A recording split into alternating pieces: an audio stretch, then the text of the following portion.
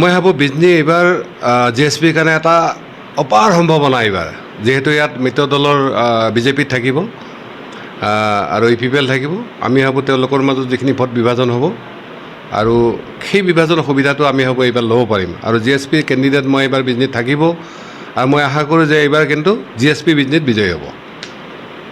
15টাৰ ভিতৰত প্ৰায় 13টা MLA চিটৰ কাৰণে অলৰেডি আমাৰ কেণ্ডিডেট বা সংগঠন খাৰা হৈছে। আমি আশা কৰোঁ কমচে কম 13টা নহ'লে 12টা চিট আমি BTCত এইবাৰ ইলেকশ্যন খেলিম। এতিয়া চাওক, আমি এইবাৰ একলা চলোৱাটো যিটো পলিচি সেইধৰণে আমি আগবাঢ়িম। বিশেষকৈ আপোনালোকে নিজেও জানে যে আমি BPFক সহায় কৰিছিলোঁ, কিন্তু তেওঁলোকে 360 ডিগ্ৰী ঘূৰি গৈ আকৌ মানে NDAত গুচি গ'ল। সেইকাৰণে মানুহখিনি আমিও নিজে অলপ বেয়া পাইছোঁ, মানুহখিনি অলপ বেয়া পাইছে। সেইকাৰণে আমি ভাবোঁ যে BTCবাসী ৰাইজৰ এইটো যিখিনি ইছ্যু আছে, ভূমি সমস্যাৰ পৰা আৰম্ভ কৰি সংস্থাপনৰ পৰা পোৱা নোপোৱাৰ পৰা এই গোটেইখিনি ইছ্যুলৈ আমি এইবাৰ সামগ্ৰিকভাৱে গোটেই ৰাইজক লগ কৰি কেনে আমি ইয়াত একত্ৰিতভাৱে ইলেকশ্যন খেলিম। আৰু এটা আলোচনা চলি আছে আমাৰ বিশেষকৈ আদিবাসী ভাইসকলে, তেওঁলোকে এইবাৰ নিজৰ পাৰ্টি বনাইছে, জয় ভাৰত পাৰ্টি। তেওঁলোকেও আমাৰ লগত কথা পাতিছে।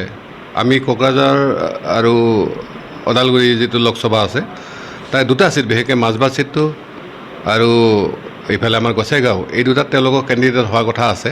গতিকে এইখিনিও আলোচনা পৰ্যায়ত আছে। যদি তেওঁলোকে জিকিব পৰা কণ্ডিশ্যন থাকে, তেওঁলোকেও আমাৰ সহায় বিচাৰিছে বা আমিও ভাবোঁ যে তেনেকুৱা ধৰণৰ এটা পৰিস্থিতি হয়তো ইয়াত হ'ব পাৰে।